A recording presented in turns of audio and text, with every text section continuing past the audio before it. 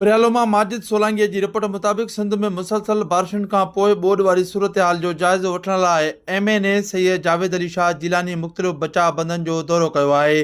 सैयद जावेद अली शाह जिलानी अलराज जागीर बंद जमशेर बचाव बंद जबर शेख रिपड़ी बारो राज़ी देरो कचो सगियूं मामून चना बचाव बंदनि समेत तक 2004 में ईंदड़ समूरा बचाव बंदनि जो दौरो कयो वियो।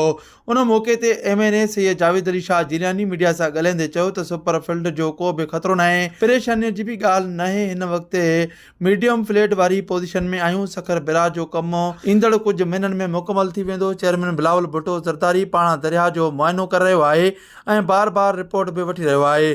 सैयद जावेद अली शाह जिलानी चयो त फील्ड मुतासिरनि लाइ रिलीफ कैंपूं लॻायूं वियूं आहिनि। मुतासिरनि खे राशन मेडिकल टेंट समेत ॿियूं सहूलियतूं ॾिनियूं पियूं वञनि।